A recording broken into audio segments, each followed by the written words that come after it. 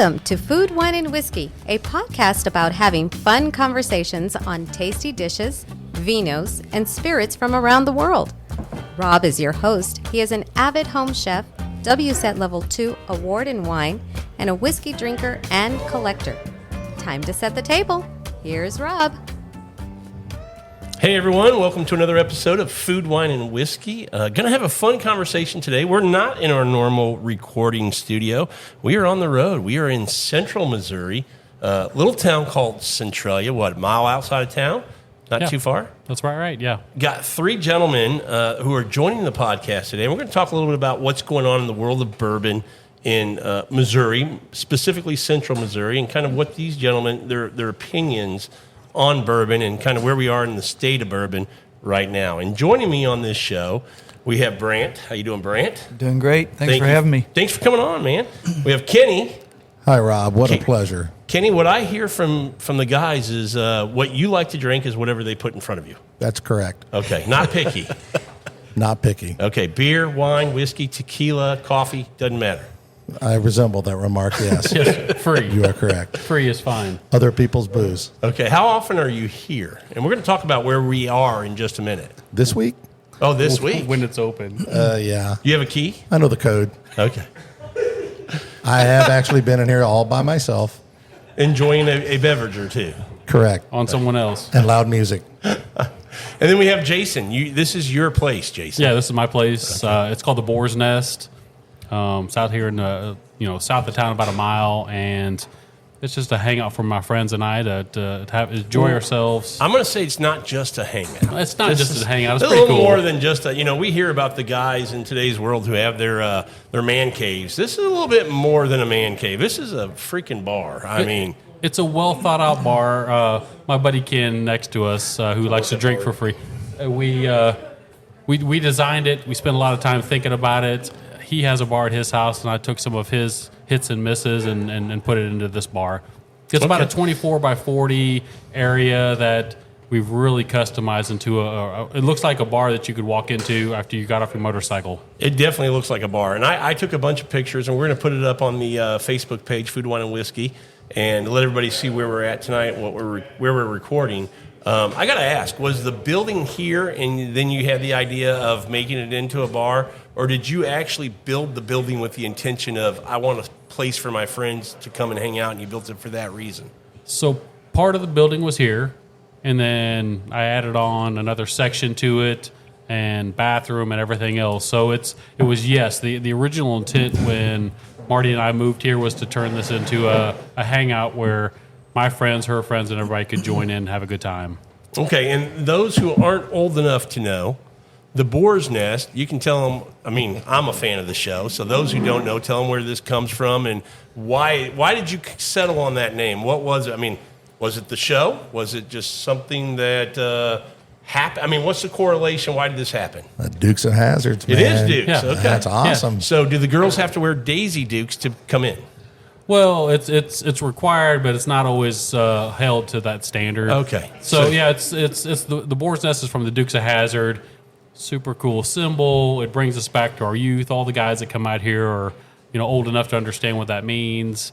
And it's got the symbol on the door, and everything in here has the Boars Nest symbol on it. Yeah, I like that you even have a bottle of Boss Hog to kind of tie into the concept. Yeah, the Boss Hog is kind of the crowning jewel. We got a whole bunch of other bourbons up there, but that's the one that doesn't get touched. So my rule when you come in the bar is you can drink anything in this bar but the Boss Hog. Hey, Brant, we should drink the Boss Hog, man. Yeah, we're gonna need to tap into that soon. Don't you think? You should probably do that when I'm not here. We've got the code, so We do got the code. So yeah, all my friends have the code, and it's always been established that whatever you want to stop in, you should stop in. And Ken uses that free will. How often do you take a vacation? From the Boars Nest, or just in I'm general? talking out of town where they got a week to run wild in here. Well, the last time I took a vacation, I'm gonna That's say dangerous. this. I'm gonna say this out loud. They put a sign in my yard that says "I love Ronnie," and people that drove by the highway for an entire 10 days saw a sign that says "I love Ronnie" because my buddy Ken put it out there. So I had everybody call and text and says, "There's a sign in your yard that says you love Ronnie." I'm like, "Yep, well I do love Ronnie." And who's Ronnie? Ronnie Roberts is one of our buddies. He's not here tonight, okay. but he's going to listen to this podcast. He's one of the original guys. He's going to blush a little when he hears that. No, he's not going to blush. He's not that kind of guy. The best $100 I ever spent. It's a great place. I mean, Yes. and Thank very you. cool that you've done this for, what's the population of Centralia? About 3,500. And of those, who are not allowed to come? About 3,400. There's 100 people in town who are welcome to the Boars Nest. Yeah, Okay. well, you know what? We go to a lot of functions. Sean and Ken and Ronnie and Brant and I, we go to a lot of functions. And so there's a lot of people. And then usually afterwards, we bring everybody out here. We tried to not drive to the big city of Columbia, Missouri. And we tried to keep people local. Yeah. So it's safer, it's funner. We can hang out with our own friends and have a good time. I think it's great. I got to imagine whether it's a big fight or a big game, this is probably the place to be when you're living in this community. Yeah, so Kenny and I switch it back and forth. He's got a bar at his house. Okay. And so, big games we have here or there, and we do Dart League here starting in October for on Thursday nights for Thursday night football. Okay. And Kenny and I switch back and forth about every week, so we have a good time. Okay, that's We awesome. always drink bourbon and whatever kind of beer or whatever else we can find. And obviously, we're in central Missouri, so everybody can it makes sense that we're Missouri fans, University of Missouri. Cardinal fans, I'm assuming, or is there some Royal fans mixed in? Hold on a Both. second. Wait a minute. I do like the Cardinals, but I grew up a George Brett fan, so I've always been a Royals You fan. are a Royals fan. Yes. Okay, I didn't see anything of Royals in here, so I didn't know, and I didn't necessarily Well, see anything Cardinals, so I didn't point. know. Good point. So we Rob. try to Yeah. keep it neutral for the people who are here. So it's usually I got the Mizzou and Chiefs here, but Cardinals and Royals guys are both welcome. Okay. And now I know what I'm going to get you for Christmas. A Royals jersey? No, a Royals flag. Oh, that'd be great. For your yeah, bar. so It's a great I mean, idea. like I said, George Brett's my icon. I've actually met him, signatures, Okay. drank beers with him, had a good time Lives with him. in Chico, California now. He does travel back and forth. Yeah. Yeah. That's good that you know that. Look I at that. did, yeah. He does his I'm a research. sports guy, too, yeah. Yeah. Yeah. You a So- Blues fan, Kenny? Absolutely. Okay. I didn't know if everybody in central Missouri is a Blues fan, Well, that's our only choice. Well, I know it's the only But- choice, but a lot of Come people on, aren't. Brant. You were going to say somebody No, else? I'm a Blues fan, but there are a lot of people in central Missouri that are not familiar with the sport of hockey. That's what I was Oh, going to say. that's That true, was my yeah, point, yeah. that they're just not into hockey. so That's they true. don't- That yeah. is a true statement. Everybody here is usually football, baseball. Hockey's kind of we got And no Missouri ba- basketball. It's No, like and they're- Missouri yeah. basketball. No Yeah. professional basketball. Yep. Well, let's dive into the topic for tonight, which is bourbon in central Missouri. Yeah. And I'm impressed, first of all, that you guys have. I walked into your place here, the Boars Nest, and you have quite a collection of bourbon up on the shelf. I see 3 bottles of the BTAC collection, some E.H. Taylor, some Blantons.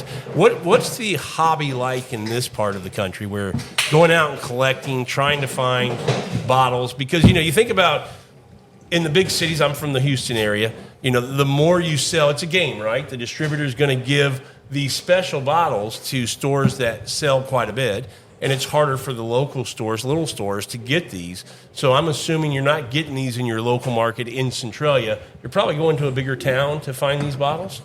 Go ahead, Brant. Yeah, I certainly tap into the Columbia market. It's one of those things where you really have to be building relationships within your communities, and you're not gonna accomplish that by just bouncing around and just hitting all the different stores. The old days of being a bourbon hunter are kind of gone, and social media has a lot to do with that. Just because when something does hit a shelf, everybody's going to know about it, and it's a matter of who can get there fastest. So yeah, building relationships within your community, especially within individual stores, is really what makes the most sense. And Columbia is what, 15, 20 miles That's from here? about 20 miles plus, about 25 minutes for And us so to that's get the there. market that you really kind of hit to shop in? Yeah, Yeah. And they do, but loyalty does matter. Yeah. So Well, I let's think throw a that's- plug to the stores you like to shop at. Where do you go? You know what? From a loyalty standpoint, I've really got 2 locations: Macadoodles over in Columbia, and Okay. also at the Hy-Vee location in Columbia on Conley Road. Those are the 2 locations that that's where my money's going to be spent. Mine are the same, but I also use a local store, Pringer's. My buddy Jeff's there. I mean, I talk to him every week. He gets me the bourbons that I'm looking for. He does the best he can, and he finds them. He always calls me. So, it's hard. So an example is, an Antique 107 rolled into Columbia just last week. They had 5 cases of it, and within 30 minutes they were gone. Yeah. Yeah, no, I called Marty, and she went to go find one. Within 10 minutes, they were all gone. So the issue is just like everywhere else. Social media, you get posts, and they're gone within a short period. When you say social media, are you talking specifically Facebook, or is it other social media platforms? Because I know in our market, there's like 5 or 6 bourbon-specific groups on Facebook that, to your point, that's what we see. Somebody...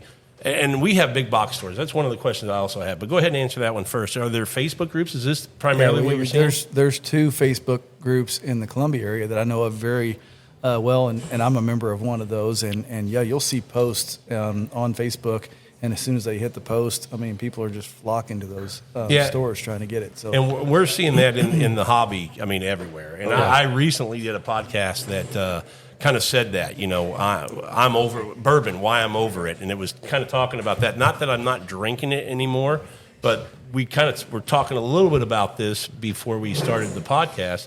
And it's just so hard to find anything that might be unique or different, or something that's, what in the bourbon world we call it allocated. We know we're getting ready to hit that season where these special bottles from these nice distilleries are going to get released, and we want to look for these. And it used to be back in the day, you might not find a George T. Stagg. Well, hell, you would even find a George T. Stagg sometimes and things like that. But you would always find, a Stagg Jr. or an E.H. Taylor small batch or Weller 12 or Antique 107 or something like that. And you just can't find, for me, I can't, and I'm in Houston, I can't find anything anymore. Is that kind of what you guys are seeing here? Yeah, all over. Yeah. I mean, even Buffalo Trace, you go to certain states, you can't even find just a standard Buffalo Trace, and if you do, it's marked up. And that's a big piece of it is just the markup that you're seeing on so much of that. And that's a good thing about the group that I run around with is that we don't believe in paying for secondary prices on it because we like to enjoy it. We like to drink it. So we don't buy it at secondary prices, and we don't sell it at secondary prices. But Jason, where'd you buy your Boss Hog? I bought it locally. Locally, right here at the Pringers. Yeah. Which has gone above and beyond, I think. Their liquor, their whole liquor store there has become something. It's kind of grown. It really has. It's really cool. And this is the one, Tony, that we went to. Yeah. Yeah. Yeah, it's pretty It's a nice impressive. liquor store. I was is. impressed. What's Centralia? 3,500 people. 3,500 people. Yeah. And we got a guy there who's really focused on it. But Brant and I have made it a mission with our friend Ethan. We won't buy anything that's over MSRP. When we make it a mission, and we won't sell anything we buy. Yeah, and I'm of that same mindset. I mean, bourbon's made to be drank, and it's made to be shared with friends, and that's what I do with it. Now, the only caveat to that for me would be, as I'll tell you, I'll trade a bottle. If I'm able to get something at retail, you have something else, and, I might say my bottle costs me less, yours costs more, but the secondary market says they're equal in value. Whatever. I'll trade for something, but I don't sell anything, and I don't buy anything because – to me, there's enough good stuff on the shelf. I don't need to do that. Yeah. Yeah. We've tasted a few good bottles tonight already, I think. We've tasted some great bottles, and who knows, we might taste a few more. I really hope that we do. They're on the shelf. So I hope my so. rule is, some of these bottles are Brant's, but my rule is there's only one bottle you can't drink here. Anything else, we crack open when everybody wants it. When can we drink that bottle? Never mind. I'm just I kidding. believe somebody's got to die. Well, we'll leave that off the record, but that bottle is up there. It's called Boss Hog. This is the Boars Nest. So, Boss Hog was the. Have you ever tasted a Boss Hog? I never have. Have you, anybody here? No. Okay. No, but it's up there, and so when you that happens, do crack that, I want to hear your how about review you on just this come one. over? You know what? We'll call you and we'll say, hey, there's a good we're gonna reason. crack it open. Absolutely. That's a good There's point. about 3 or Right? 4 reasons I have to crack that thing open. They're all really good reasons, and when we do, it's going to be awesome. We're going to crack that thing open and drink like it. it. And you know what? We're going to polish that thing all the way to the bottom when we do.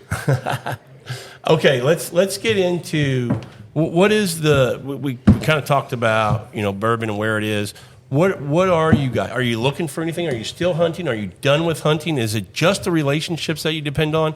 And is that relationship kind of dependent on buying my daily drinkers? Are you going in there and getting the bottles? Because I said it just a minute ago, I think there's just plenty of bourbons that you can just drink daily and go and refill. And a couple for me would be, I like Elijah Craig 94 proof, I think, is solid. Rare Breed, I think, is solid. Even Wild Turkey 101, I think, is solid. The Old Forester lineup, 1920, 1910, I think, are solid. I got the 1920 in the glass right now.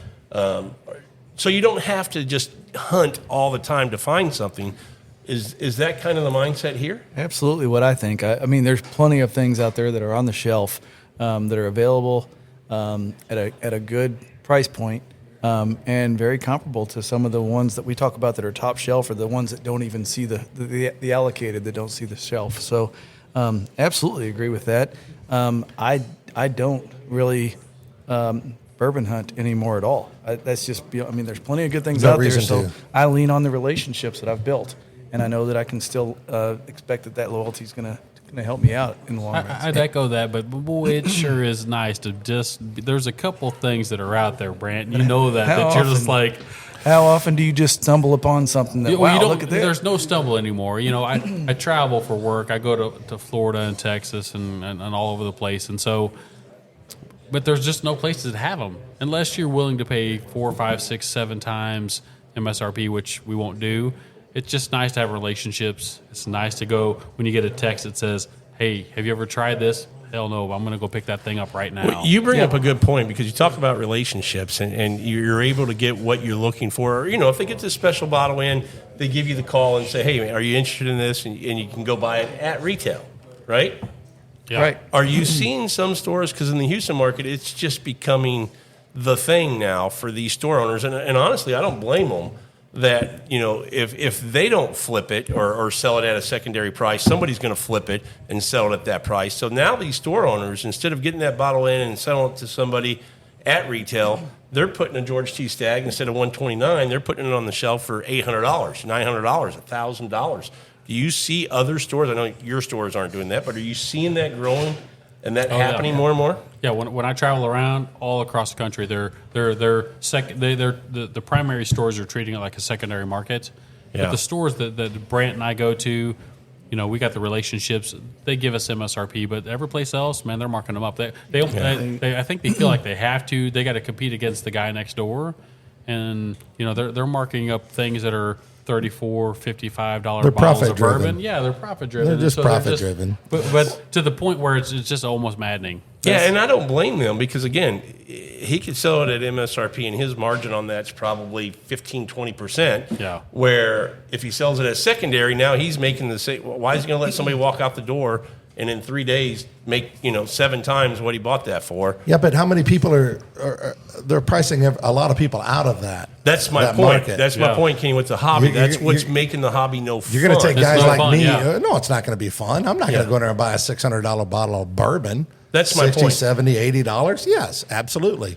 And Brant had a good point. You're the same guy There's who drank a bottle of Blackened, and what was the other one? How far did you drive for that, Kenny? How far? Collinsville, Illinois, about 3 hours. Yeah. No, you bought a bottle of Slipknot. We should dig into that a little bit. Yeah. That's some good information there, Jason. But you know what? I'm glad I did. It was a great story. No. Tell us what Slipknot is. Slipknot's a band out of Iowa who also has a whiskey out of Iowa, bourbon. How is that whiskey? Terrible. Sorry, Slipknot. So what did we do when we bought that bottle? We tried it. We listened to Slipknot. It was not that good. No, and we tried it a second time. How was it then? Still not that good. And then what did you do with it? We used it to clean the wheels on our cars, actually. And then you gave it away. You gave it away to Grandpa, didn't you? Yeah, it was terrible, yeah. Sorry about that, But Slipknot. good music? Metallic, No, it's not even good music. maybe. I don't know. For somebody it is. They obviously are good. But We've also tried the Metallica version of it. Just not good. So what do we learn from that? You got to break a few eggs to make an omelet, baby. That's all I'm saying. That's the way it Or goes. you got to drink some How do you know bourbon. I just want to know shitty. how close are you to that omelet? I love omelets, man. I'm telling you right now. I mean, You got to break Everybody a like few. that. You do love omelets. All I'm saying is you got to go through a bunch of bad ones to get to a good one, don't you? Isn't that right? How many bad ones have you had? Well, I've never. The Slipknot's down at the bottom. Bourbon. It's really close to We're talking what. about bourbons, not omelets now. Correct. Okay, yeah. Yes. A lot of bad bourbon. That was a what's that called? An analogy. Got it. Analogy? Yes. Yeah. Yes. We're going to call that an analogy. I was going to Yes. go euphemism. Maybe not. I don't know. Not that smart. All I know is you got to drink some bad bourbon so that you appreciate the good ones. Give Yes. me a list of give me 5. Let's eliminate Slipknot and Metallica. So give me minus those 2. We're going to go 3 more. Give me 3 bad bourbons that you've had. Lord. Oh We got my this. God, you're not going to like I'll this. do one. Well, I'll do one. ahead. I'll do 10 high. What do you get? No, he said bad bourbons. He- No. Call it a bourbon? Hold on. Well, it's pretty You call close it a to a bourbon? bourbon. You can't say bad. You got to say, because it's so subjective, you got to say bourbons that you didn't like. Yeah, How's in that? your opinion, they were bad My because they didn't opinion. meet your So, profile. yeah, Give it to me. Earlier, you said Eagle Rare. You don't like Eagle Rare. I'm not a fan. Okay. It's okay. Okay. Wow. Is It's there not another one one? of those that I jump out there and I go, man, I got to have Eagle Now Rare. give me the other side of that. Give me the one that you go, man, I love this bourbon. Well, If I so can get the a other glass. one, it's funny. The other one you said was Elijah Craig. When you were talking about daily drinkers, Yeah. Elijah Craig, Woodford Reserve. Nobody said anything about that. Yeah. What an unheralded whiskey that I love. Yeah. I'm not a fan agree. of the double oak or the just the double regular? oak, but You're not a fan of the double oak. No. Okay. even better. And that's what makes the whiskey world go round. There's something Correct. for everybody because It's I will so tell subjective. you, I prefer the double oak. My problem with Woodford Reserve is everything they make 90.4 proof. I know. That's the problem with it. I don't know why they're locked in. I have not been able to figure out why that proof I think they point. can sell it at that point. Well, I mean, you can sell it at 90, you can sell it at 97, 95, but 90.4. There's something behind it. I haven't been able to find out what that is, but I didn't know that. Yeah, everything they make, every special bottle, everything is 90.4 proof. That's my issue with Woodford.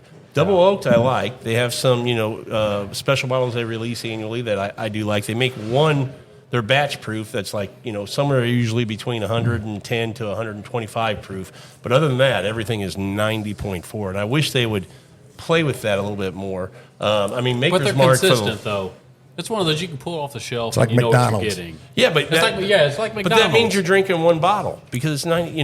There's not a lot of variation in flavor if you keep the proof the same. You're not That's letting true. the barrel Yeah. influence kind of shine through. But when you get a bottle of Eagle Rare, do you want variants or do you want the same thing every single time? Okay, now you're talking to a guy. Again, this is subjective. So I don't buy standard Eagle Rare off the shelf. I get them offered to me a lot, and I don't take them. What I do have a lot, and we'll get into this a little bit, is a store pick because now we're talking about single barrel, and it has I think a he's bragging very a little, Ken. not bragging, but I've just been lucky enough to big be able to pimping, get. man. Yeah, he's He's big getting the pimping over here. necklace. And that's Good Lord. something I want to talk to you about because in our world, and when I say our world, I'm talking about Houston in that market.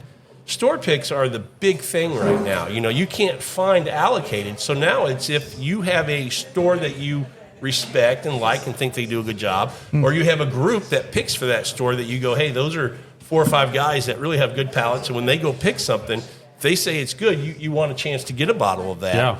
Yeah. Is that something you guys are seeing in the Missouri market? Actually, Brant's done that before. Yeah, and we see that, and I have participated in a few of those. But I think the one thing that I kind of take away from the store picks is that it at times it almost becomes a little bit of a gimmick. Yeah.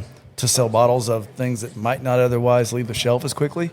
And there's a lot of good bourbons out there where you're doing the store picks and you can't wait to get your hands on those. But sometimes you're seeing the store picks of things that are like 100% agree Yes, with I you. agree. it's like And for guys like you and I, we know this. When our people get a store pick, we got to go buy it. Yeah. Whether we want to or not, it's one of You gotta those. support 'em. You got to buy a list of things, and I won't say shit, but a list of things in order to get on the list for a Pappy or an E.H. Taylor or an Elmer T. Because if you don't buy those, then you're not getting it. Yeah. Let me ask you this. In our market as well, and I keep saying that because that's the only thing I can compare it to because I haven't been a lot of places. I'm assuming that the whiskey world is the same, the bourbon world is the same most places. A lot of stores are going to a loyalty program. Are you seeing that around here? Not at Pringer's. No, really. No, I don't but we're see a also lot of it. 3,500 people.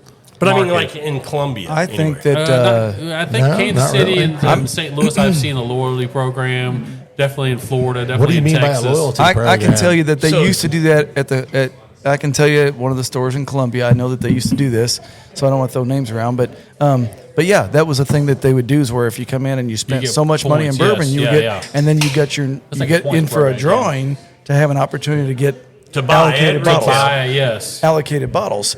And apparently that was, I think that's like state regulation or something like that came into play where they said we're not allowed to do that. Okay, So they every took that state away. can be different.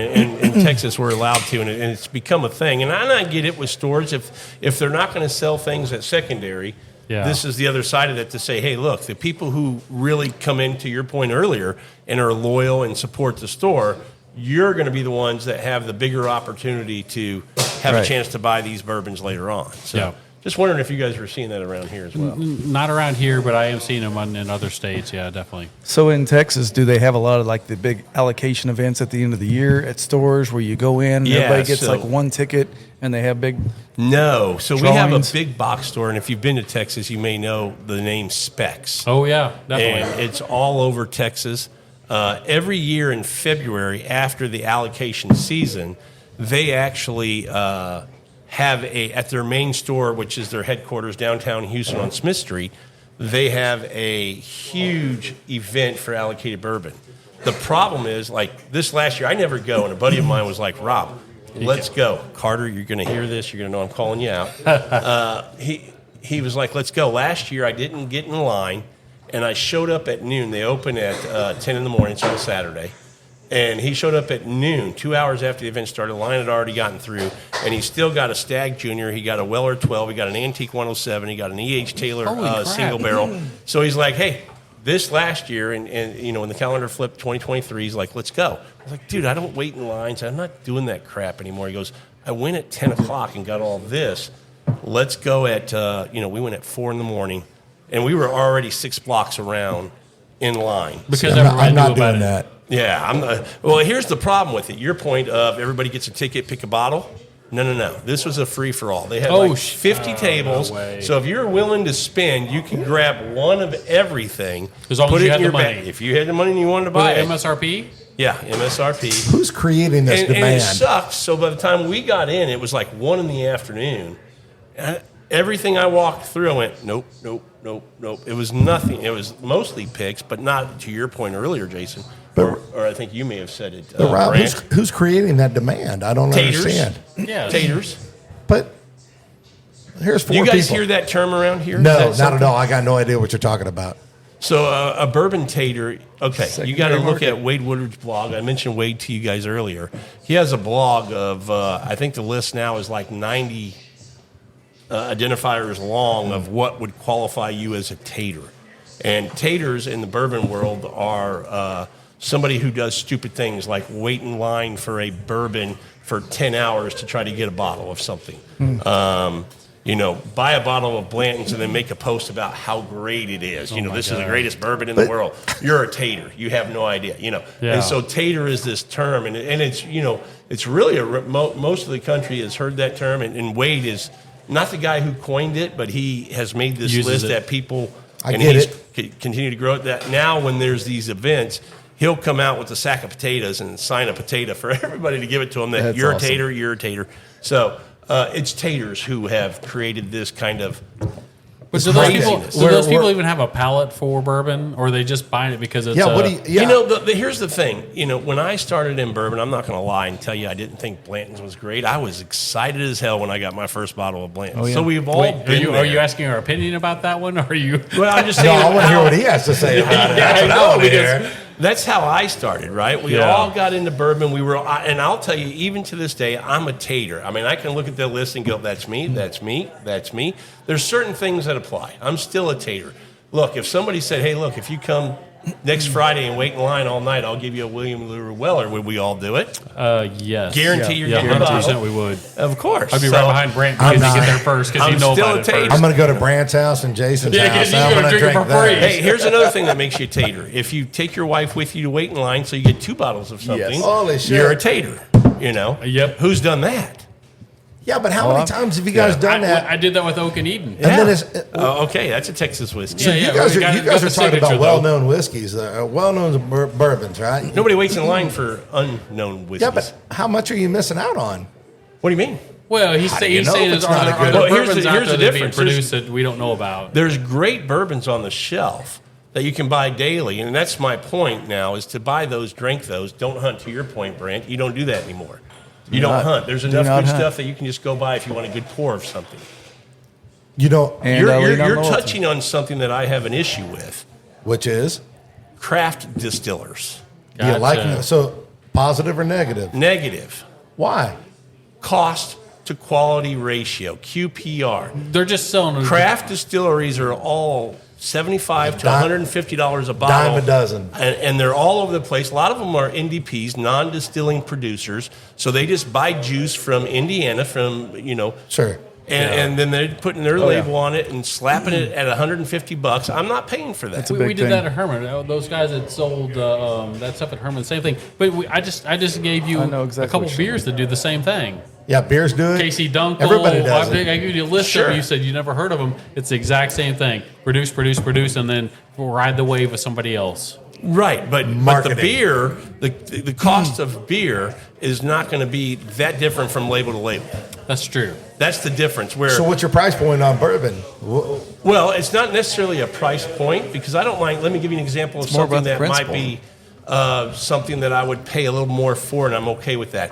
Aged whiskey. So you get Calumet 16 year. Okay, now you're talking something $130. Yeah. Now, will I pay $130 for that, even though it's a non-distilled producer? Yeah, they were able to go somewhere from usually Heaven Hill or I think this is from Barton, and they get these old barrels that they find that have been aged for 16 years. They put them in a bottle. Well, 16-year-old whiskey that I can get for $130, I'm okay paying for that. Yeah. A 2-year-old whiskey that somebody wants from Yeah. Peerless or someone that they want $90 or $100 for, I'm not paying for that. Riding That's the my wave. problem with craft distilleries. I'm not saying they're bad. I understand that their cost for production's a lot higher, but I would rather pay for Rare Breed. I'd rather pay for Elijah Craig. I'd rather pay for OBSO, the Four yeah. Roses single Yep. barrels. And that's where I think the local liquor stores, grocery stores, that's where they come through. They have to have people in there representing. Just the other day, I was in at the Pringers, and they had that Truman Reserve. That guy, I talked to him for, I don't know, 20 minutes or so. Out of That guy Clinton, was- Missouri. Yeah. Yeah. Clinton, yeah. Missouri. Yeah, Clinton, Yep. Missouri. But even And- still, he's selling that at a price point I think is a little high. No, it was only $30. It was $30. And I thought it was a really decent bourbon.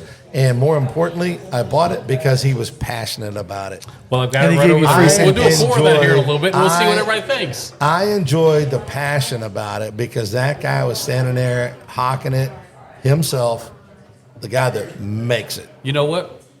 We'll have to see if Marty will bring us a couple pours We of that. should, We'll see what everybody absolutely. says. Yeah, because It's it's, a one of those things local- that's a local. Where is it from? Clinton, Missouri. Missouri, just Just what, a 3 small little hours town, maybe? but this guy he distilled himself. And it is bourbon? About two Oh, and a yeah. half- Yeah. about 2.5 hours away. Yeah. Okay. Yeah, it was good. But again, more importantly, I appreciated that guy there His at, effort. at Pringers. He's there. Well, and Oh, I'm yeah. all for supporting the little guy and doing those kind of things, but I you know what you're saying, though. it's still your money, and you have to Right. kind of go, It's where am I like- going to spend my It's dollar? like craft beer. You're inundated now with craft beer everywhere Sure. you go. And you were talking about IPAs earlier, and I'm not an IPA guy. I agree with you 100%. Beer is one of those things that is, it's no different than bourbon, in my opinion. It's so subjective. Everything You is. know- Whether it's food or wine, whiskey, coffee, everything's subjective. Oh, yeah, don't get me started. There's on some coffee. objective things about it, that qualify it to be a quality And or if you not. don't drink Folgers, by God, there's something wrong with you. You drink Maxwell. Maxwell House, right? What do you drink? Tony, Maxwell House, What do you that's drink? for prima donnas, man.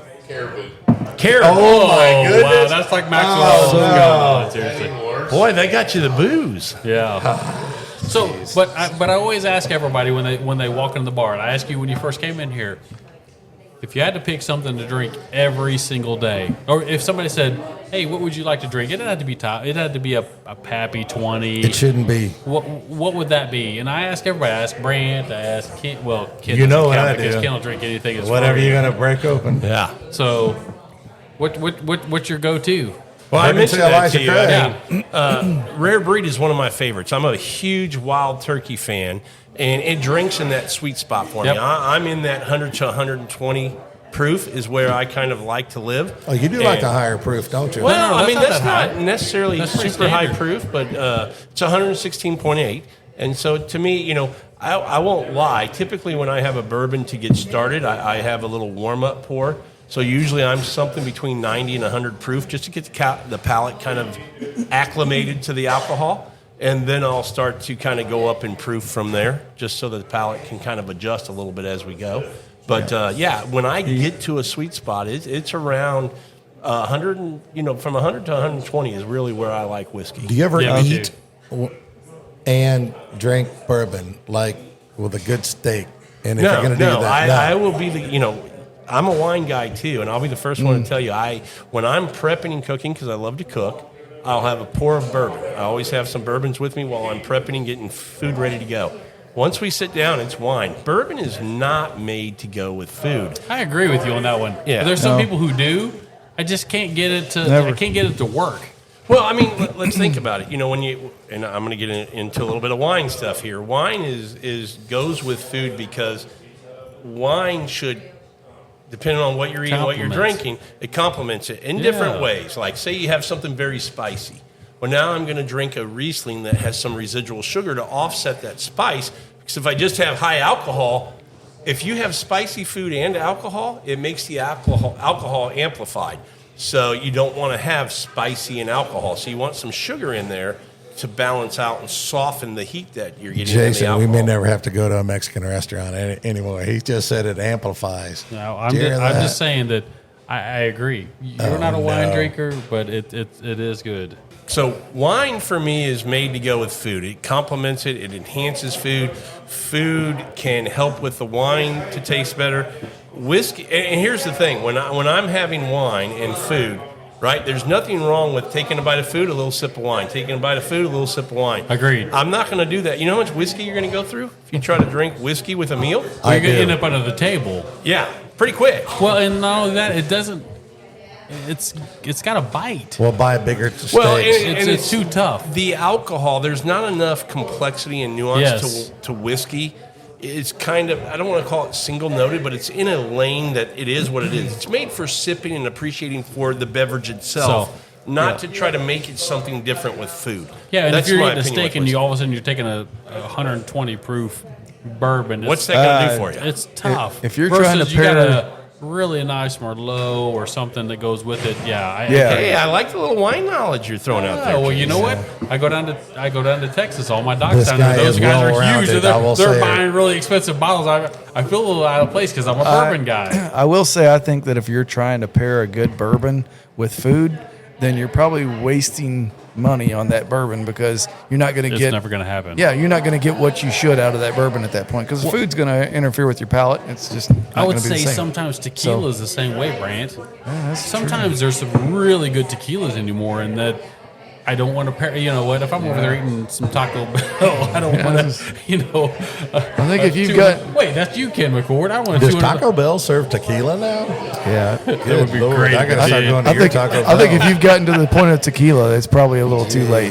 Yeah, it's You're- no Listen, Jose good here. tequila is good tequila. I will say that. Well, Yes. we've been No, down that's that true. road We've before, been haven't we, there. If Ken? you don't have good tequila, it's not worth drinking. Just spend the Now, money, So have this it. is going way Anybody- back. Can But anybody tell me what's in front of him, though? You just got handed Oh. something. But I want to ask, go ahead. Go ahead. what is good tequila, Ken? So I've had a lot of bad tequila in my life.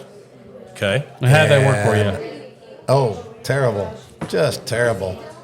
I was in a bar in Jefferson City, Missouri, and I had Don Julio in Oh, 1942. my God. there you go. I could not. The guy handed me this shot, and he said, This will change is your gonna be life. this is going to change your life." And I said, "Where's the salt and the lime?" And he said, "You don't need salt and lime." No. And I said, "Oh no!" And I drank it, and I was like, "Oh my goodness!" Now I realize why Clint Eastwood walks into a bar in Mexico and drinks it straight. Who drinks tequila just like sips it like a? I don't know. Tequila is made to be a sipping beverage. It really I is. know. I agree. But we if you don't buy do shitty that. ones, We're not. When you buy Americans shitty don't do ones, it. that's why you throw it back as quickly as you can. And that's the very first And mix it. sipping tequila I ever had. Okay. Was Don Julio in 1942. And then I realized it's $120 a bottle. Can I tell you something? Go ahead. yeah. There's way better tequilas for about $60. I don't really actually believe you. You got to bring it back from Mexico with you. Though. Wait a minute. You know a guy? You can. No, I'm just saying you can buy it down there, and you can bring because they have it. Well, you can go on those tours. We don't really have as large of a prison wallet that you got. So he's gonna go get Viagra and freaking tequila, and bring it back across the border. How do you get this stuff across the border? Yeah, and you put it. Where do you put that? Hey, you're allowed to bring from duty. Right. You're allowed to bring a couple bottles back of certain things. And Wait, it's I think amazing. we should talk Wines, about too. this stuff. Yeah. Let me ask you this. I'm going to go tomorrow then into Columbia. I'm going to do a little shopping. I'm going to find a tequila. I'm going to see if there's one here that I know that's available that's a quality tequila for less than $70. And I'm going to bring it back out here and let Tony pour it for you guys and see what you think. So I think I can change your mind on that 1942. You don't have to spend $150 for a good tequila. Count me in. Yeah. And it's probably going to be something you've never heard of. And what the hell is this? You're right. But you're going to, and that's part of the journey, right? Of finding, exploring, and I agree. finding new 100%. things. That's Yeah. exactly right about the journey. Yeah. Well, Same thing with bourbon. Sometimes you get some really expensive bourbon because I don't think price equates to quality. Not at all. You heard me say that earlier. Especially when it's free for you, dude. Well, I mean, I'm not trying to brag, but When Brant and Jason are here, it's all free. Now, can I add that I think that our mutual friend Tony Ford should communicate better because I probably would have took a couple days off of work this week. If we knew we were going to be here all night talking about bourbon, we would have done it. And we're talking about adding tequila in on a future day. I mean, it's like, yeah. Thanks a lot, Tony Ford. Okay, so this is the Kinney bottle? Who bought this? No, I bought this. We both this bought is Truman it. Reserve. But go ahead and tell the story, Ken. No, I was at the Pringers there last week, maybe. The guy's been there a couple times. Yeah, he's been there. The guy comes to town. He hawks his wares, if you will. And I bought it. I bought into his passion, and I got home and I drank it. And I was like, "That's not bad bourbon. It really is not bad." Is it bourbon? It is I bourbon. think so. It is bourbon. Yeah, it is bourbon. I think so. I mean, the color, I'm just going to be honest, it's very Pretty light. It so is light. pretty So light. it's, I would I'm agree. not guessing it's aged very long. I'm guessing it's a 90 proof if you taste it. But you know Can what? we see the bottle? Yeah. Hey, Martha. Will you bring the bottle of Truman? Is this like when Crown Royal tried to claim to have a bourbon? Wait, this podcast has gone way downhill. We're talking about Crown Royal. No, but I'm talking about Crown Royal bourbon. Yeah. That does not. I don't even think that was legal for him. I don't know. I'm going down the wrong This path. is a Missouri bourbon. Yeah. Straight Correct. bourbon whiskey, Yes. so it's at least 2 years old. Right. Oh, that's what's throwing me off. He's What buying is it? it from somewhere else. Where's it from? Indiana. No, has nothing. No, Oh, man. What's that natural? I'm not getting that natural flavor with concept. natural flavor. Oh. So they've, He's added the something to Golden it. Valley, Yeah. I get like wet golden retriever. But you haven't tasted it yet. I don't want to taste it. Yeah, you got to taste it. Do I really? You came here at the bar. You got everything that was put in front of you. You know what's Okay, that is just like a weird nose. I mean, Well, it's am I the terrible only one that- nose. It's terrible. I don't. Even, I can't even hardly. You got a terrible nose. Sandra, You know, it's got a better palate than it does nose. does it really? Oh, yeah. thought I was going to take. Sandra, We need you. Sandra's going to come she's over my here. noser. And she's going to go, oh Tell me my how God, much you that's like that terrible. nose. Beautiful nose. Tell me what you think. Don't. Hold on, so you're gonna we're all influence watching. Hold on, her. we're watching. You influence her. Do you smell the bananas? Go ahead. Yeah, If she says it smells like a fart, we're all in trouble. She does have a good nose. I've seen her. She noses She has a everything. good nose. She has a very good nose. So I wanted to see what she's. If she goes, hold on, okay, what do you always say when you know something? What do I say? Yeah, it's always like earthy. Oh, I know. Well, I like it. do you did. smell the apricot? Apricots. It's apricot. a little earthy. Leathery, kind of a taste. leathery. Yeah. Yeah. So Earthy, every time we get something, earthy Kid's got tones. a usual thing he says. I believe that people can. Let me have it back. Go ahead. I don't smell apricots, but I like it. It's What about the bananas? Okay. I smell bananas. I thought it was horrible. I thought it was absolutely horrible. I I think Kenny's pretty much making up stuff at this point. Of course. Okay, that has got something that is just. It Do you smells like like that note? it smells like. Hold on, I think it smells like cardboard. You just smell the I think it smells like caramel? cardboard. Yeah. What about really the caramel? Wet cardboard. Yes. Doesn't it? It smells like wet cardboard. But it tastes good. But it has a hint of caramel, though. You don't smell the caramel? Stop, kid. This is what we do every time. What about the oaky? No, it's not oaky. You gotta try it. You gotta try it. What's the proof on that? That's And this is from. This is 40 proof. See? it's very spicy.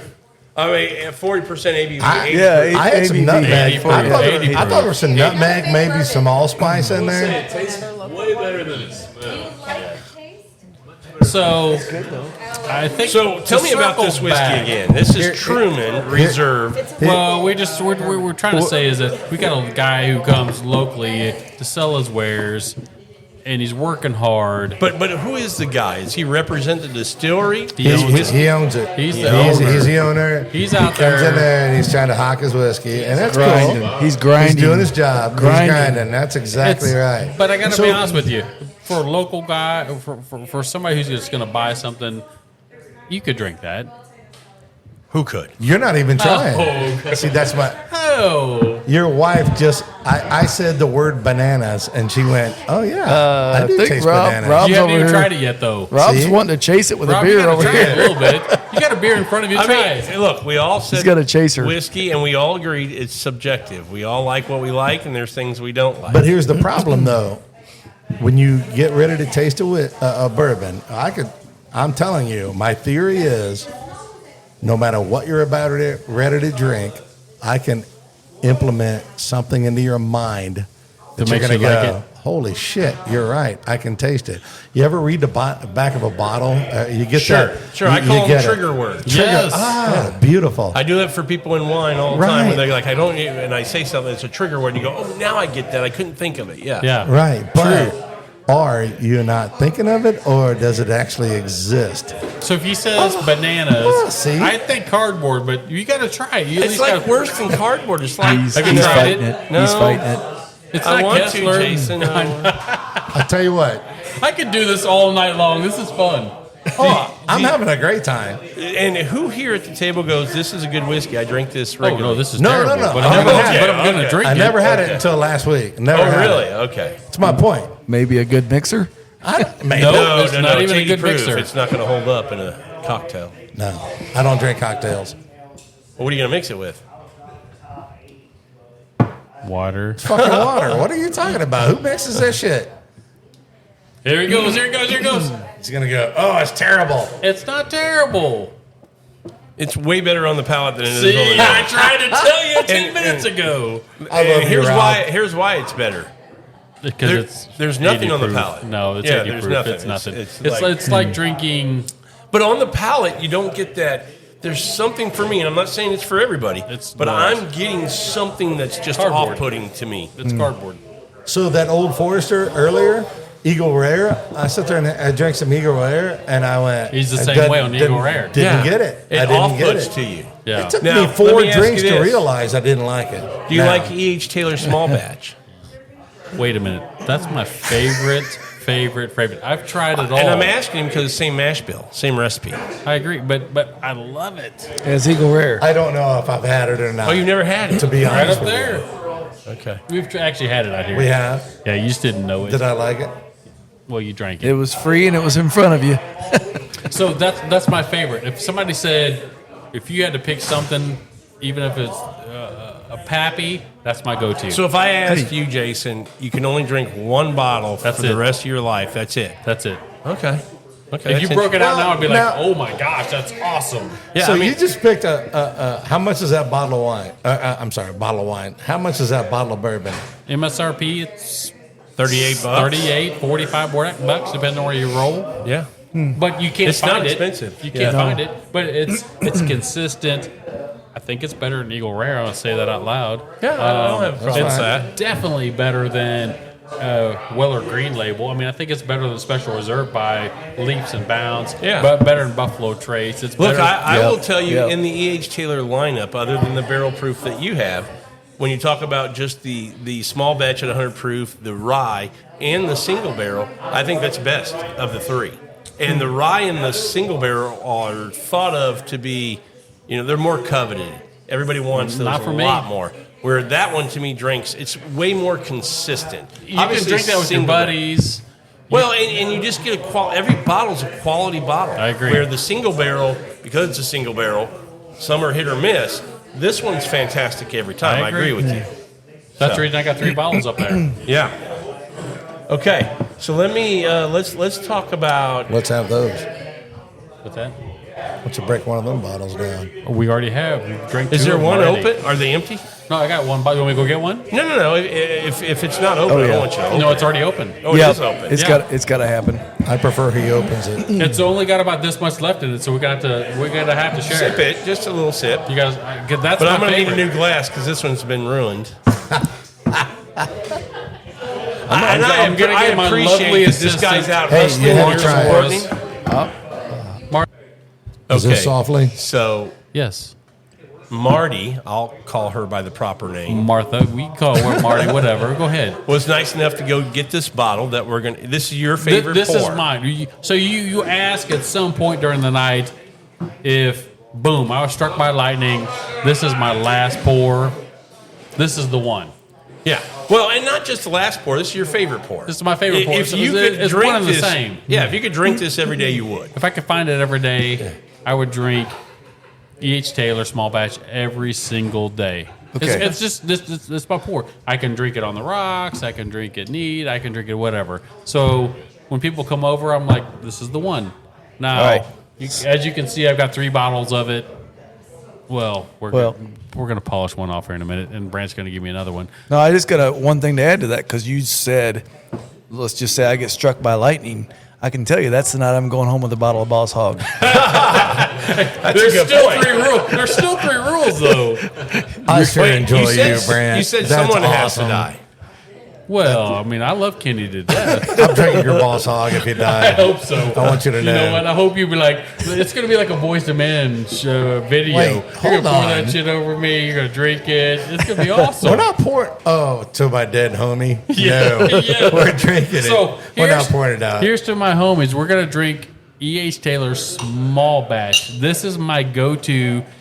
It's in my bar. It's if I could say it's a daily because I can't find it all the time. That's the trouble with things that you I love love like it. this. It's Eats hard it with to his find. cereal. So listen, Drinks it we with just tried the Truman Reserve.